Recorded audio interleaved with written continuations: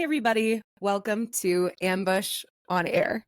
I'm your host, Sam Bush, and I am so excited to share this passion project that I've been thinking about launching for a long time, finally with the world. You guys motivated me to finally take it out of the Google Doc and into a podcast. So excited to have you joining in and getting some scoop on B2B marketing trends and some really cool guests that I already have lined up. So welcome. I think what we'll start off with, so this is obviously the first episode. So what I'd want to do is like a little origin story. Who the heck am I? Why should you listen? A little bit about my career path and how it's been pretty wacky. Then go into kind of my values as a marketer now. Talk a little bit about, why we're here and why this podcast is something I'm starting. And then I'm going to do kind of a call for topics. And then when I share this out, I'd love feedback on topics, guests, and then also, something you want to hear more about that you don't hear enough of.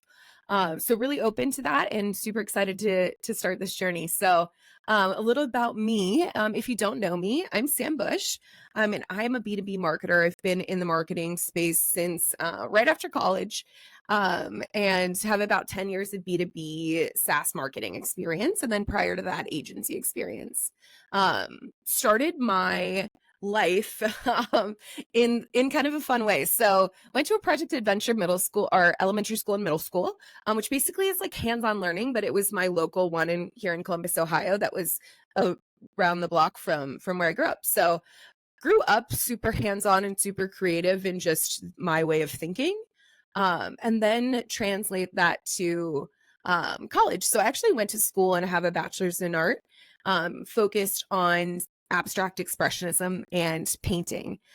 So if you know or you saw my old Zoom background before I moved, everything behind me was something that I made, including this right here that you can kind of see. But I'm in process of kind of building my background and my collage. So this is not the ambush on air you're going to see on a long term, but it is what I have now, and no better time than the present to start something cool.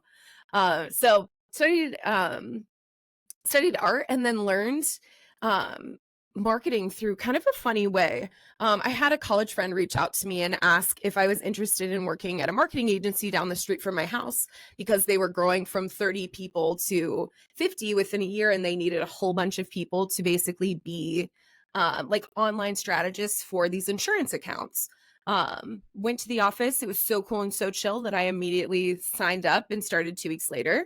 And since then, I've never looked back. I think marketing is my calling. And if you know me or if you've heard kind of me talk about marketing, I think you'd kind of agree.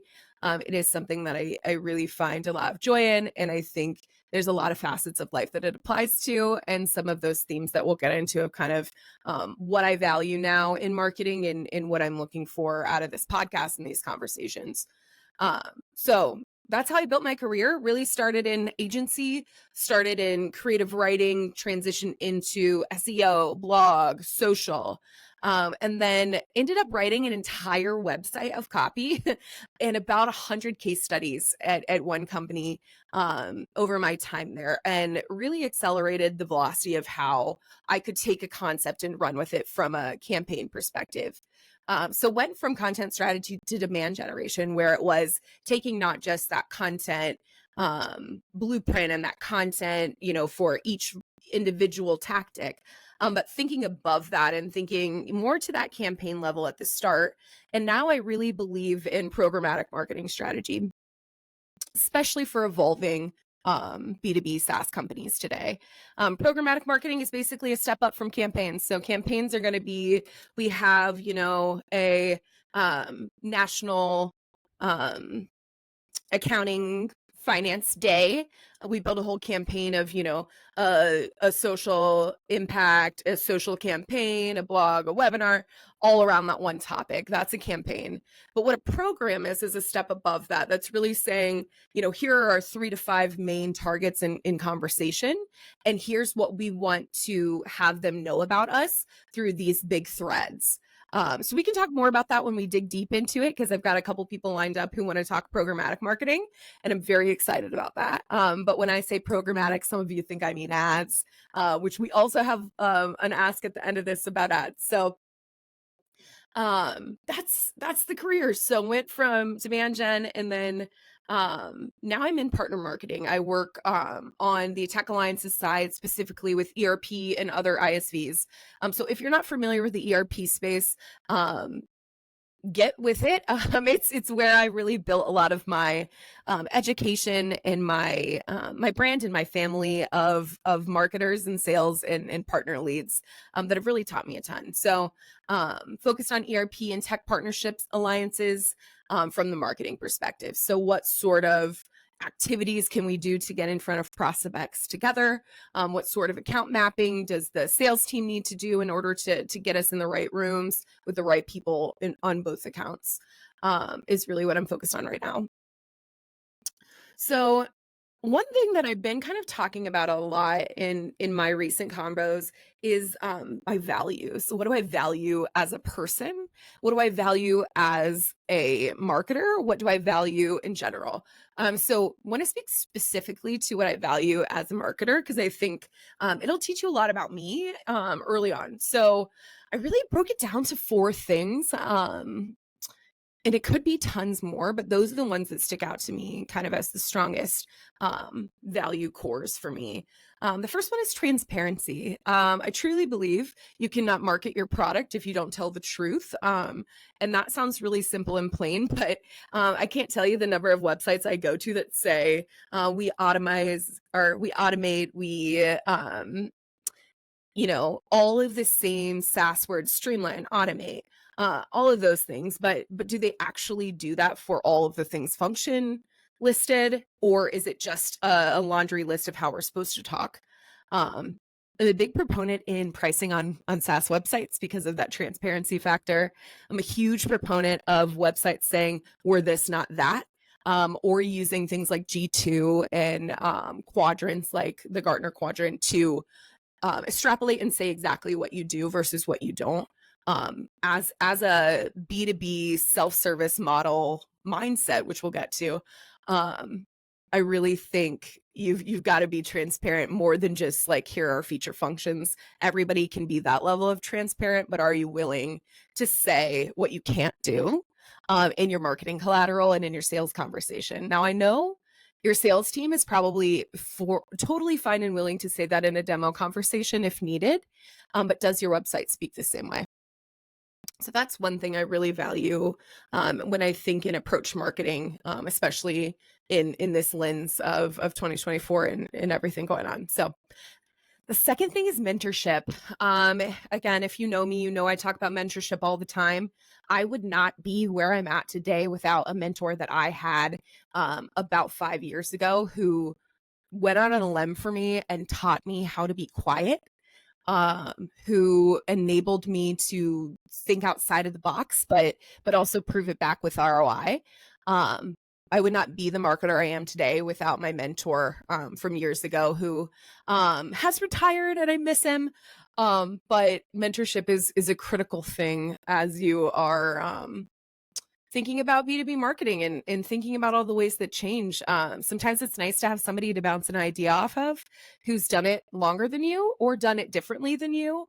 Or in my case, it was a sales leader who was my mentor, who was really coaching me on how to partner and how to align with sales instead of just the weekly meeting where we run down the deals. That's not alignment. But I learned a lot through my mentorship. And then something I have decided to give back is I actually mentor two people who are amazing and just so at the crux of their career to really drive forward. And it's been the highlight of my life the last couple of years. So shout out to you guys. You know who you are. And I would not be the marketer I am without you guys as well. I learned from you just as much as we talk. So little plug for you guys. And then the third thing is demand generation is supposed to be in everything that you're thinking about from a marketing perspective. Something I value very strongly is if you're on the marketing team and you do not know where your leads are coming from a funnel perspective and how they convert, you're not a marketer in 2024. I've been in conversations where different segments of the marketing team are either all for that idea or they're like, I only do this one thing, so I'm just going to stick with my thing. I think it takes an entire marketing team focused on demand for a B2B SaaS company to thrive in 2024, which we're going to talk a lot about demand gen. This whole podcast is about demand gen. I mean, really, because that's what marketing is in this economy. And then number 4 is something that I've newly kind of thought about or really focused on, and that is I'm used to a like sales-led organization, or being on an agency side. So coming into Flowcast, where I'm at currently, the way we go to market and the way we really work is in service of the product. Like our product speaks for itself, and we have this beautiful advantage of selling to accountants by former accountants. We just have to get our seat at the table to do it. And then our product speaks volumes. So what, as a marketer, can I be doing in service of the product to drive that demand? And that's something that I really value is knowing the product, understanding the product, and then figuring out ways to serve the product as a marketer. So can't wait to talk more about that. There's a deep dive on that. I mean, truly. But a couple quick things about just what the podcast is about. So I know some of you have seen my snippet. Basically, I just want to talk to cool people who are breaking the mold in marketing right now, who are doing some things differently, driving demand for their businesses. Maybe they're a consultant who drives demand for multiple businesses, or maybe they're a sales leader who has a really great marketing and sales engine, or a great CRO who believes in some of these values as well and wants to talk through, all the ins and outs of what demand generation can do when it's a well-oiled machine. Would love to talk to someone about lead generation versus demand generation, because that I think is still a topic despite COVID happening. It's still a topic of filling the top of the funnel as heavy as you can and hoping for the best. And that's just not the way that I see modern sales funnels working anymore. So why is this valuable? Why is this interesting? I think my point of view is there are a lot of voices in marketing that go unheard because you're sitting in your office at your stay-at-home, work-from-home job, and you're speaking to your team of 2 to maybe 50 other marketers and sales leaders, but you don't get your voice heard outside of, and maybe that can help someone. Maybe your way you do customer stories or the way that you approach advertising, maybe that way is significantly different than how other organizations are doing it. And how can you, again, be in service of others and really help other people learn your craft? I'm a big proponent of curiosity and education. And I think like this podcast is a great example of how I just want to be around other people who are curious about marketing, who are willing to try to break the mold, who are doing something with their curiosity outside of their 9 to 5, any of that, I think is really cool. So a couple of things I will leave you with. There are 3 hot topics I am looking for guests around. And I actually already have a couple guests lined up and I cannot wait. So really want to do some conversation about advertising. I've done a ton of research around marketing to generations. If you've seen me talk at conferences over the last 2 years, that's a big passion of mine.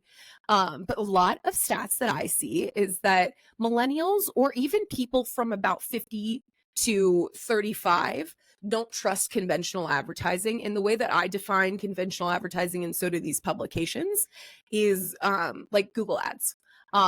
So would love to talk to someone who's got a great advertising strategy that converts, and maybe share some tips or some learning, because I think marketing is nothing if not trial and error, especially when you're going into a new market or you've got a new ICP.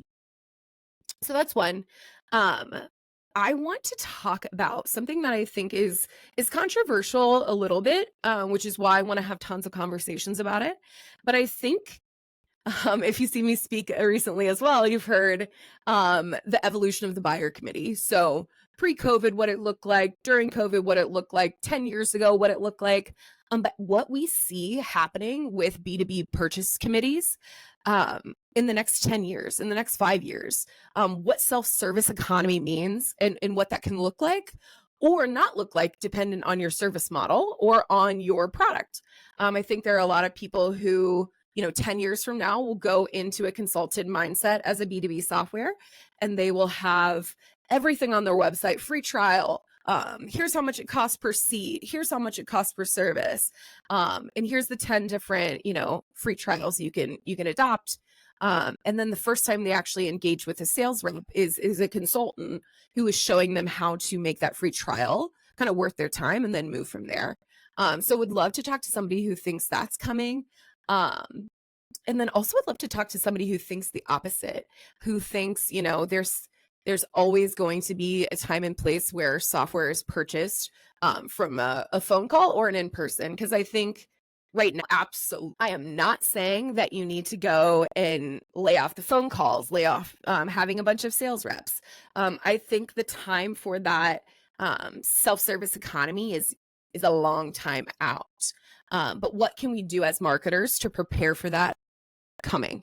How can we build our websites? How can we enable our sales teams? How can we create exclusive and interesting buyer experiences for when that may happen with your products? I think if you're not thinking like things can change, then you don't remember COVID and you don't remember what your sales life and what your marketing life looked like before the world shut down. So that's just my take. But again, I would love to have more conversations because again, I'm not saying get off the phone and I'm not saying no more in-persons. Okay. So that's that.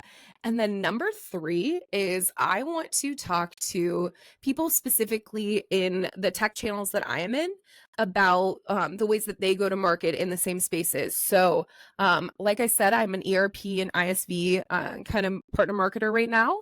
And I focus on specific ERPs. So NetSuite, Sage, Intact, SAP for HANA, Microsoft Dynamics, kind of the whole suite of those solutions, and honestly more. But Acumatica comes to my brain as well, as I used to be in that space. But those are kind of my main channels of how I've been involved in the software space. So I'd love to talk to people who are in that same background, who have interesting stories and want to talk about partner funnels or how ISVs go to market, ISVs being independent software vendors, how resellers view ISVs, especially in kind of the way that's best case or worst case. Some stories would be great. And then I do have a couple great guests coming up when we're going to be talking about this solution consultant version of what demand gen is and how that helps their business in their days. I've got a old agency friend from a few years ago who's launching a book, and we're going to be talking all about her book and really what it means to think outside of the box as a demand gen and as a strategist. So really excited to kick this off, and I think it's an evolution. So here we go. This is my first take of this. I'm only going to edit out one thing because I said some bad words, but I'm only going to edit one thing and then you'll get the rest. So with that, welcome to Ambush on Air. I am so excited to have you. And if you have been following my blog from my teen years, all I have to say is party on, signed off by Ambushed. See ya.